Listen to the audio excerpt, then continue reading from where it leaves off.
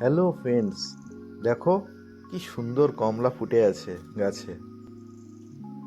কি সুন্দর লাগছে এই গাছের মধ্যে কমলাগুলো। অরেঞ্জ গার্ডেন, তার সঙ্গে দেখো এই টি গার্ডেন, সঙ্গে রয়েছে পাইনের জঙ্গল এবং শাল সেগুনের এই জঙ্গল। এই একসঙ্গে যদি তোমাদের এত কিছু দেখতে হয় তাহলে কোথায় যেতে হবে? তাহলে আমাদের খুব পরিচিত আমাদেরই রাজ্যের দার্জিলিং।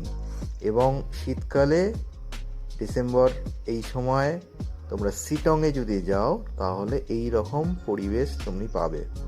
তো আমরা 3-4 দিনের ছুটিতে আমরা গেছিলাম। তো কিভাবে আমরা ঘুরেছি প্রত্যেকটা জায়গায় তো তোমরা এই ব্লগে দেখতে পাবে। তো স্কিপ না করে পুরো ব্লগটা দেখো, আশা করি তোমাদের ভালো লাগবে এবং বুঝতে পারবে এই রুটে যদি তোমরা যাও। তো চলো আমরা শুরু করি। আমরা আমাদের জার্নি শুরু করেছি গরিব রথ দিয়ে, কারণ গরিব রথে আমরা কলকাতা থেকে ছাড়ে 9:45 রাত এবং পৌঁছায় সকাল 7:25। মাত্র 715 টাকা দিয়ে টোটালটাই 3 AC ট্রেন। তোমরা সুন্দরভাবে এই ট্রেনে করে যেতে পারবে। আর ভোর ভোর নেমে যাওয়াতে আমরা কার্শিয়াং সহ দেখে শিটংটা ঢুকতে পারবো তাড়াতাড়ি। সেই জন্য এই ট্রেনটা আমরা চুজ করেছি। তো ট্রেনের ভেতরটা খারাপ নয়, এরকম স্লাইডিং ডোর রয়েছে যাওয়ার জন্য।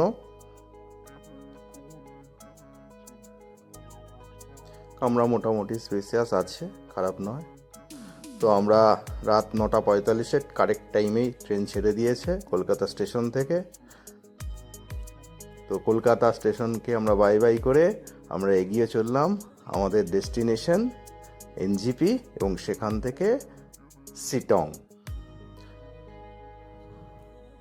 আমরা এনজিপি পৌঁছে গেছি। আর এখান থেকে সময় নষ্ট না করে আমরা সঙ্গে সঙ্গে আমাদের গাড়ি বুক করা ছিল। সো 3-4 দিনের জন্য গাড়ি বুক করে নিয়েছি, সেই গাড়ি করে আমরা রওনা দিয়েছি। আচ্ছা, আজ আমরা যাব হিলকার্ট রোড ধরে। এই কার্শিয়াং শিটং অনেকভাবেই যাওয়া যায়, সেবক দিয়েও যাওয়া যায়, পাংখাবাড়ি রোড দিয়ে যাওয়া যায়। এই যে এখানে দেখতে পাচ্ছ হনুমান মন্দির, এইখান থেকে দেখো দুটো রাস্তা ভাগ হয়ে গেছে। একটা বাঁ দিকে চলে গেছে রোহিণী রোড, এই সোজা যাচ্ছে এটা হিলকার্ট রোড। তো রোহিণী রোডে এখন কাজ চলছে, একটু রিপেয়ারিং, জানো কিছুদিন আগে ধস নেমেছে, তাই ওখানে কাজ এখনও, রাস্তা খারাপ আছে। তো আমরা হিলকার্ট রোড দিয়ে যাব। আর হিলকার্ট রোডের সৌন্দর্য অসাধারণ, সঙ্গে রয়েছে আমাদের টয় ট্রেনের লাইন, কখনো কখনো সামনে দিয়ে, কখনো নিচ দিয়ে, কখনো পাশ দিয়ে, কখনো আমাদের রাস্তার উপর দিয়ে ক্রস করে লাইন চলে যাবে। তো এবং চারদিকের সুন্দর বিউটি দেখতে দেখতে আমরা পৌঁছে গেছি এই রংটং ক্যাফেতে। এখানে আমরা একটা ব্রেকফাস্ট করব। এটা হচ্ছে আমাদের গাড়ি স্করপিও, আমরা বুক করেছি সালাকা হোমস্টে থেকে। এই রংস্টে ক্যাফেতে আমরা কিছু টিফিন করব। লোকেশনটা দুর্ধর্ষ, একদম পাহাড়ের কোলে। এখানে সামান্য স্ন্যাক্স আমরা খেয়ে নেব। আমরা কিছু মোমো অর্ডার করেছি।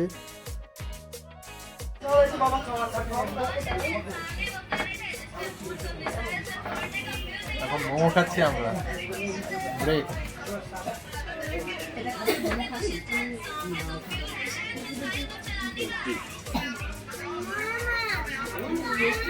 কেমন খেতে? ভালো ভালো।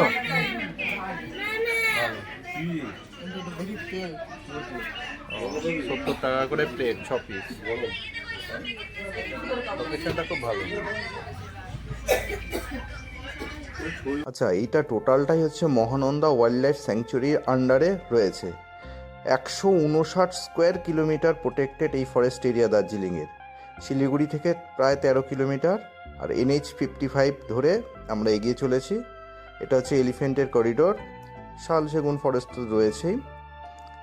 আর হর্নবিল একটা পিক পয়েন্ট আছে।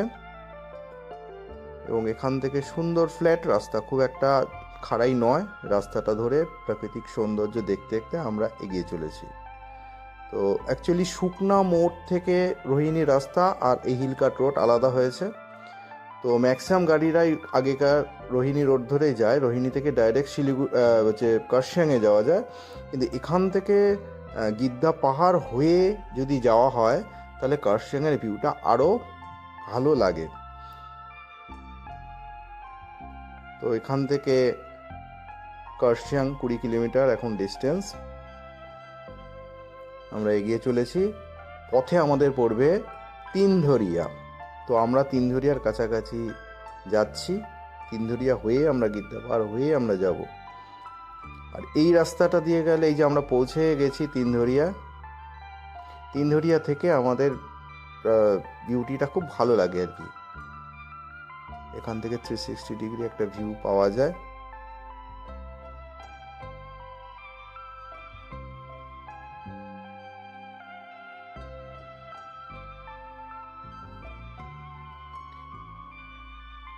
তোমরা দেখো, তো তিনধরিয়া আমরা ক্রস করে আমরা এগিয়ে চলেছি গিদ্দা পাহাড়ের দিকে। রাস্তার নিদারুণ সৌন্দর্য দেখতে দেখতে আমরা এগিয়ে চললাম। এটা পুরোটাই কার্শিয়াং এর মধ্যেই পড়ছে।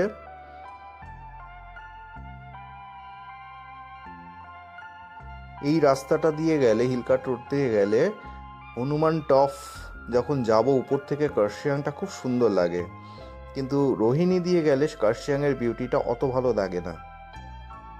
তো এই রাস্তার সত্যি সৌন্দর্য অসাধারণ।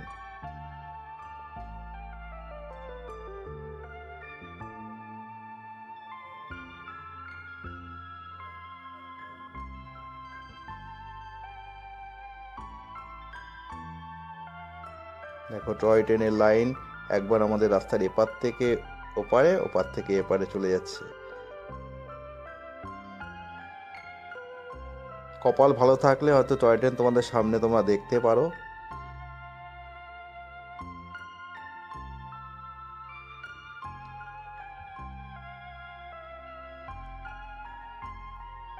এখানে রাস্তাটা একটু খারাপ আছে, ঠিকই আছে। কি সুন্দর প্রকৃতির দৃশ্য, আকাশ একদম পরিষ্কার।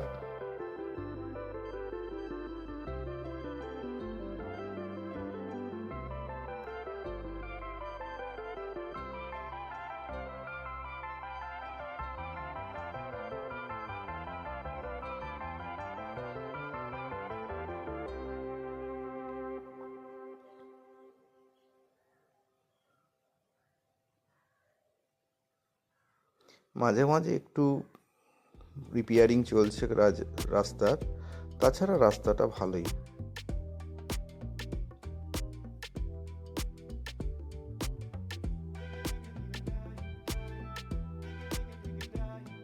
চারদিকে সবুজ আর নীলাকাশ আর এইরকম ভ্যালি,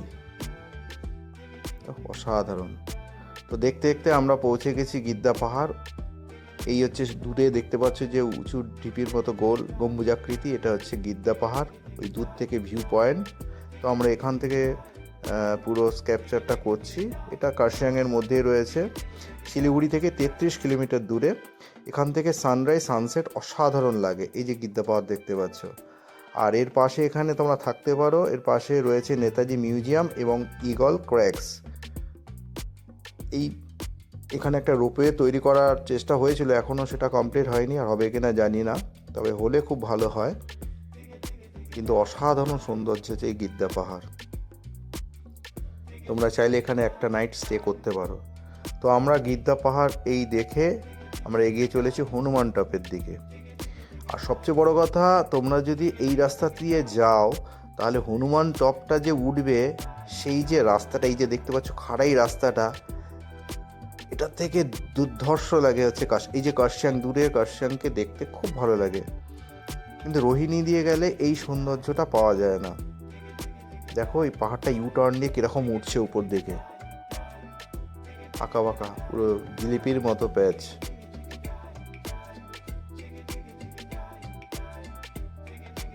দেখো ওই যে দূরে বাঁদিকে কার্শিয়াং শহরটাকে দেখা যাচ্ছে। দেখো কার্শিয়াং শহরটাকে, এই যে অদ্ভুত সৌন্দর্য, এটা কিন্তু হিলকাট রোডের এই গিদ্দা পাহাড় দিয়ে গেলে তোমরা পাবে। আর রোহিণী দিয়ে গেলে নিচ থেকে তোমাকে পাশে টপে উঠতে হবে। পাশে ডান দিকে চায়ের বাগান, দেখো চায়ের ক্ষেত, উপরে রয়েছে পাইন, নীলাকাশ। ওহ, ক্যামেরায় কতটা আসছে জানি না, কিন্তু এত সৌন্দর্য না, মানে ভাষায় প্রকাশ করা যাচ্ছে না। আমরা এখন পৌঁছে গেছি এই যে হনুমান টপ, কার্শিয়াংয়ের সবচেয়ে টপ জায়গা বা উপরে এই হনুমান টপ। এই হনুমান আছে 40 ফুট লম্বা, 3 ফুট হেলানো এই মূর্তিটা এখানে রয়েছে। আর একটা ছোট্ট মন্দির করা আছে হনুমানজির। এবং এখান থেকে প্যানোরামিক ভিউটা কার্শিয়াংয়ের সত্যি অসাধারণ। দেখো পাহাড়ি ফুল ফুটে রয়েছে কি সুন্দর।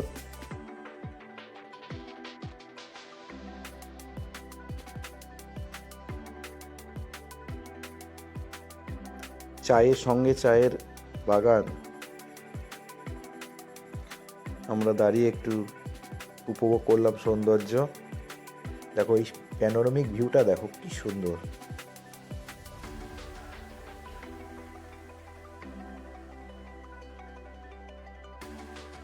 এই সৌন্দর্য উপভোগ করতে করতে আমরা হনুমান টক দেখে আমরা এবার চললাম ডাউ হিলের দিকে।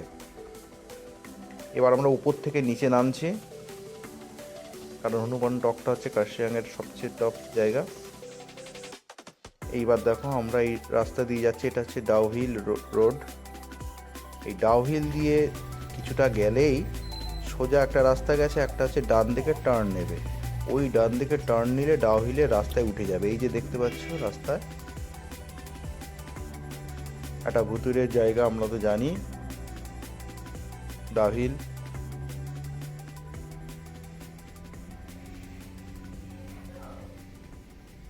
এই যে বলতে বলতে আমরা পৌঁছে গেছি ডাউ হিল স্কুল। স্কুলটা 1879 সালে তৈরি হয়েছিল।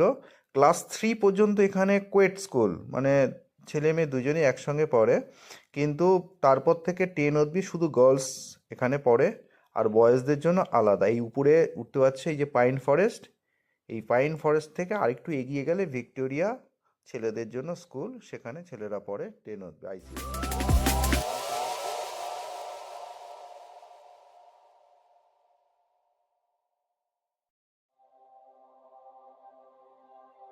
এখন আমরা চলে এসেছি এই যে পাইন জঙ্গল। এখানে দেখতে পাচ্ছি এই যে পাইন ফরেস্ট। বাদিক থেকে রয়েছে ডেথ রোড, আর ডান দিক থেকে ডিও অফিস হয়ে আপনার সেই ভিক্টোরিয়া স্কুল, মানে যেটা ছেলেদের স্কুল। আর এটাই হচ্ছে হন্টেড প্লেস, তোমরা জানো এখানে প্রচুর ভুতুরে সব কাহিনী। অ্যাকচুয়ালি আমিও একটা ঘটনা শুনেছি যে এখনও নাকি সেই রকম হয়। তো এই সেই দেখতে পাচ্ছ ডেথ হিল রোড, বি অ্যাওয়ার্ড ডাউ হিল ফরেস্ট। এই ডেথ রোডটা অনেকটা উঁচু, রাউন্ড ভাবে ঘুরে এসছে উপর থেকে ভিক্টোরিয়া স্কুল হয়ে, সেই ভিক্টোরিয়া চার্চ হয়ে ভেতরে এদিকে এসছে। তো আমি কিছুটা উঠছি উপরে, চারদিকটা নিস্তব্ধ, সত্যি একটা ভয় ভয় একটা পরিবেশ রয়েছে এখানে। একজনের মুখে শুনলাম বিকেল 5টার পর সব বন্ধ হয়ে যায়। তারা একটা কিছু না কিছু একটা ফিল করে এইখানে, সেই জন্য 5টার পর কাউকে এখানে অ্যালাউ হয় না। ওরা নিজেরা যারা কাজকর্ম করে তারাও সব কিছু বন্ধ করে ঘরে ঢুকে যায়। এই সেই ডেথ রোড।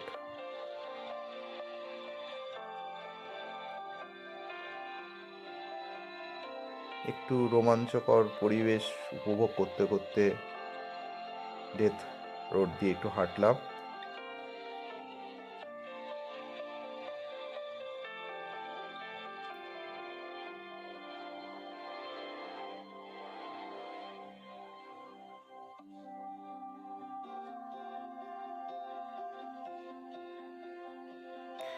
এবার আমরা চলে গেলাম ভিক্টোরিয়া বয়েজ স্কুলের দিকে। একটু এগিয়ে আসলেই ভিক্টোরিয়া বয়েজ স্কুল দেখতে পাবে, কিন্তু পুরো বন্ধ, মানে অ্যালাউ নয় আমাদের জন্য। কারণ ওখানে একজন যে গার্ড, তার মুখে শুনলাম যে কিছু মানুষ আছে যারা ঘুরতে আসার নাম করে ছেলেদের সমস্ত মোবাইল, সিগারেট, নেশা জাতীয় দ্রব্য দিয়ে চলে যায়। তার জন্য এখন স্ট্রিক্টলি প্রোহিবিট করে দিয়েছে জায়গাটাকে। আর ওই বয়েজ স্কুলে আমরা ঢুকতে পারলাম না বলে চার্জও যেতে পারলাম না। তবে ওখানের একজনের কাছে শুনলাম যে এখনও তারা একটা ভয় ভয় হন্টেড যে ব্যাপারটা সেটা তারা ফিল করে। তো 5টার পর টোটালটাই বন্ধ হয়ে যায়।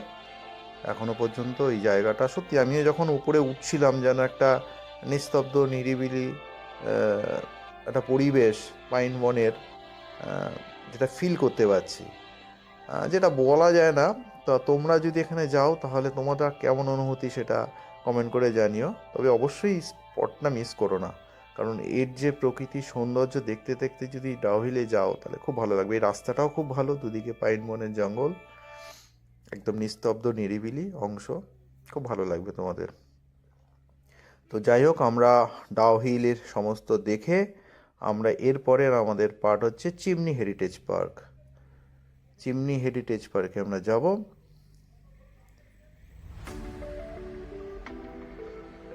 রাস্তাটা সত্যি অসাধারণ।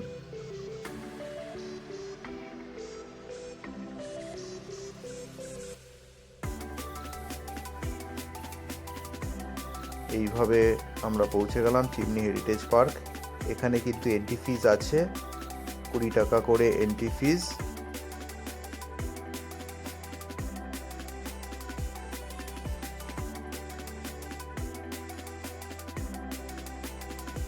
এটা প্রায় 7200 ফিট উঁচু। তো এখানে বিভিন্ন দেখো অর্কিড, ব্রাউন, বেগুনি, ভায়োলেট কালার এবং সাদা কালারের সব অর্কিড রয়েছে। খুব সাজানো সুন্দর একটা বাগান, খুব ভালো লাগবে, বিশেষ করে বাচ্চাদের খুব ভালো লাগবে। বাচ্চাদের খেলার বিভিন্ন জায়গা রয়েছে।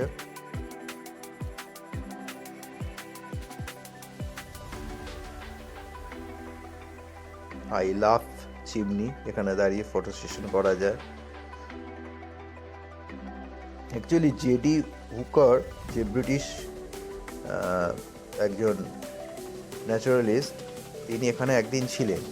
তো এটা 1800, তার লেখা অনুযায়ী 1839 খ্রিস্টাব্দে ব্রিটিশরা এখানে একটা বাংলো, পশ্চিম ডাক বাংলো স্থাপন করেছিলেন। তাদের সময় কাটানোর জন্য এখানে আসতেন তারা। এবং পাশে ছিল এই চিমনিটা, প্রায় 23 ফুট লম্বা এই চিমনি। তো বাংলোটা ধ্বংস হয়ে গেছে, তার কোনো অস্তিত্ব নেই এখন, কিন্তু এই চিমনিটা আজও অক্ষত রয়েছে। এখানে হোয়াইট পার্পেল যে অর্কিড যেগুলো আছে সেগুলো তো দেখেছি সেখানে, তাছাড়াও রেন্ডন, ক্যামেলিয়া, ম্যাঙ্গোলিয়া বিভিন্ন গাছ বা ফুল রয়েছে দেখার মতো। জায়গাটা অসাধারণ। এই জায়গা থেকে পুরো ভিউটা, রেঞ্জটা খুব সুন্দর লাগে দেখতে, যেহেতু হাইটটা খুব বেশি, তো 7200 ফিট হাইট, সেখান থেকে পুরো দারুণ দেখা যায়। আর চিমনিটা সত্যি খুব সৌন্দর্য, পুরনো একটা স্মৃতি ঐতিহ্য যে বহন করে রেখেছে সেটা বোঝা যায় আর কি। সঙ্গে বাচ্চারা থাকলে তো খুব ভালো। পার্কটা সাজানো গোছানো, প্রাকৃতিক পরিবেশটা অসাধারণ।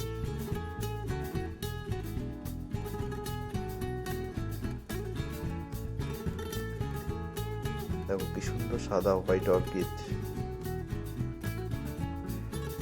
ডিসেম্বরে আসলে কিন্তু এইরকম বিউটি পাবে, নীল আকাশ পরিষ্কার, তার সঙ্গে ফুল, হালকা ঠান্ডা।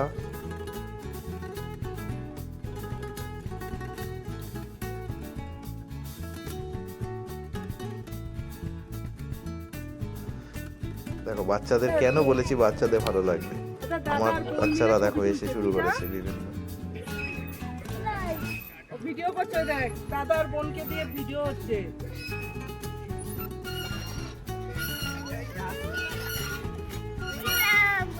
নাও, রেডি। আমরাও সামলাতে পারলাম না, একটু দোল খেয়ে নিলাম বাচ্চাদের সঙ্গে। যাক, চিমনি হেরিটেজ পার্কে কিছুটা সময় বাচ্চাদের সঙ্গে কাটিয়ে সবার মন ভালো লেগেছে। এবার আমরা থেমে থাকলে চলবে না, আমরা এবার নেক্সট এগিয়ে চলেছি মহলদিরাম টি গার্ডেন্সের দিকে। তো এই রকম পাইনের জঙ্গলকে রেখে তার মাঝখান থেকে আমরা এগিয়ে চললাম। আর কি সুন্দর প্রাকৃতিক পরিবেশ, অসাধারণ।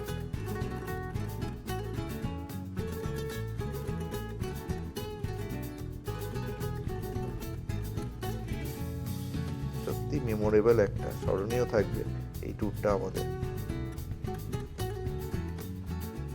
প্রত্যেকটা মুহূর্ত যেন ক্যাপচার করে রাখি।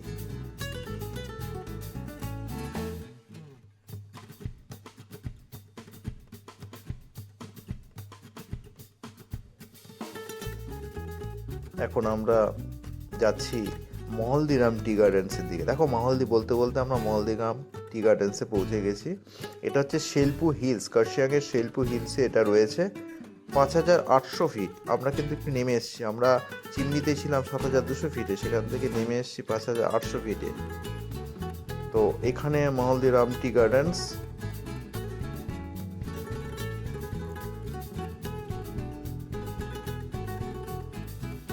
দেখো কি সুন্দর ঢালে পুরো চায়ের বাগান, যেন মনে হচ্ছে ছবির মতো কেউ সাজিয়ে রেখেছে।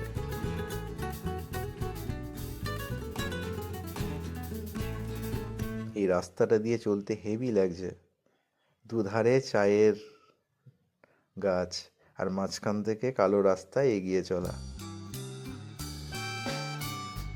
এখান থেকে দাঁড়িয়ে আমরা 360 ডিগ্রি একটা ভিউ নিয়ে নিলাম মহলদিরামের। তোমরা একটু উপভোগ করো।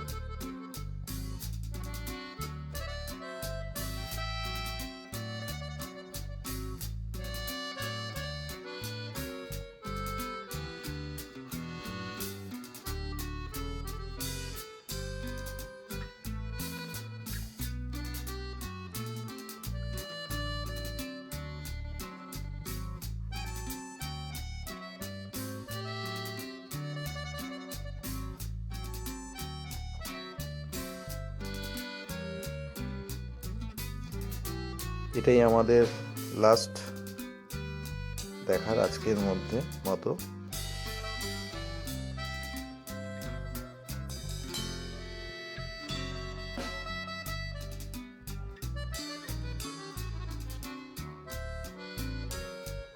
এই মহলদিরাম দেখে আমরা আমাদের সরাসরি চিটংয়ের হোমস্টেতে চলে এসেছি। এই যে লাল রঙের দেখতে পাচ্ছ দ্য নেস্ট হোমস্টে, এটা এখানে আমরা নাইট স্টে করবো। তো আমরা এনজিপি থেকে এই যে সুন্দর দেখে দেখে আমরা নেস্টে এলাম। দেখো নেস্টের এদেরই বাগানে রয়েছে অরেঞ্জ গার্ডেন, তার সঙ্গে নিচে রয়েছে টি, চারদিকে সুন্দর টি গাছের এবং অরেঞ্জ দিয়ে ঢাকা আমাদের এই হোমস্টেটা। তো তোমরা যদি এই শীতকালে আসো তাহলে অরেঞ্জের সঙ্গে টি এবং এই রকম একটা চারদিকে ঘেরা পরিবেশের মধ্যে তোমরা একটা রাত কাটাতে পারো। দেখো কি সুন্দর অরেঞ্জ হয়ে রয়েছে, হেভি লাগছে। আচ্ছা আমরা কোনো মতে সময় হয়ে গেছে বলে আমরা তাড়াতাড়ি একটু লাঞ্চ করে আমরা বেরিয়ে পড়েছি, কারণ অহলদারায় আমাদের সানসেটটা দেখতে হবে। আমরা এখন চলেছি অহলদারা দিয়ে। দু সাইড দিয়ে দেখতে পাচ্ছি এগুলো হচ্ছে সিংকোনা গাছ, ম্যালেরিয়ার অবর্ত ঔষধ আমরা জানি। এখানে সিংকোনার একটা ফরেস্ট ইয়ে আছে, ফ্যাক্টরি আছে।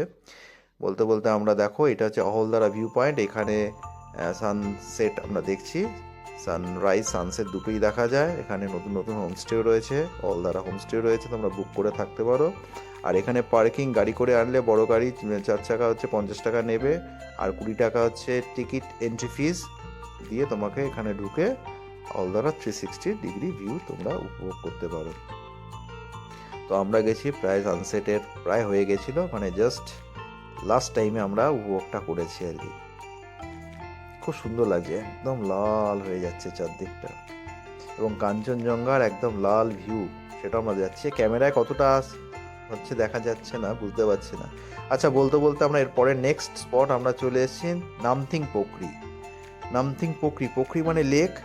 এই লেকটা সাধারণত বর্ষাকালে জল থাকে, তাছাড়া সবসময় প্রায় ফাঁকা। চারদিকে পাইনের বন, স্যালামেন্ডার এখানে প্রচুর দেখা যায় এই লেকের মধ্যে। তো সামনে হনুমানজির একটা মূর্তি রয়েছে, এবং জাস্ট একটা পেহেলগাম ফিল হচ্ছে, যেন মনে হচ্ছে এই জায়গাটা। যাই হোক, সন্ধ্যার সময় প্রায় সন্ধ্যা হয়ে গেছে। পাশ দিয়ে এই যে পাইন ফরেস্ট আছে, এই পাইন ফরেস্টের মধ্যে দিয়ে গেলে একটা উপরে উঠলে একটা শিব মন্দির দেখা যায়, কিন্তু অন্ধকার হয়ে গেছে বলে আমরা যাচ্ছি না, সন্ধ্যা হয়ে গেছে। তো তো এই যে রাস্তা এন্ট্রি, তোমরা যদি একটু তাড়াতাড়ি আসো বা সকালের দিকে আসো তোমরা এখান থেকে ট্রেকিং করে উঠতে পারো। তো অসাধারণ লাগলো। তো আমরা এখান থেকে দেখে আমরা চলে এসেছি আমাদের নেস্ট হোমস্টে। দেখো রাত্রিবেলার নেস্ট হোমস্টেটা বিউটি, দেখো চারদিকে জঙ্গলের মধ্যে এইরকম লাইট জ্বলছে, একটা মায়াবী যেন পরিবেশ সৃষ্টি করেছে, দারুণ লাগছে এই পরিবেশে। এই পরিবেশে একটা রাত কাটানো দারুণ।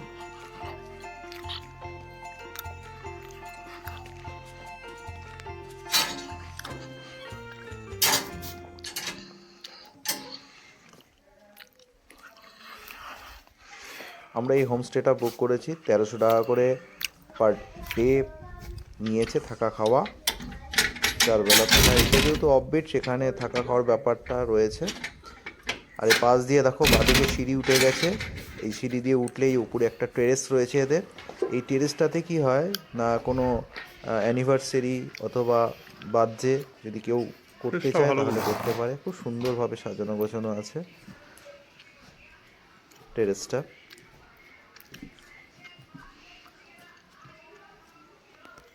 এই টেরেস থেকে নেমে আমাদের এই হচ্ছে রুম, খুব সুন্দর সিম্পলের মধ্যে অসাধারণ রুমটা।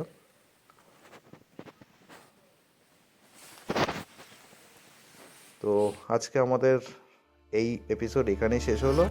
তো তোমরা নেক্সট এপিসোড দেখতে অবশ্যই চ্যানেলটা সাবস্ক্রাইব করে রাখো, আর ভালো লাগলে লাইক করে দিও। আমাদের এই ব্লগটা দেখার জন্য তোমাদের অসংখ্য ধন্যবাদ। Thank you.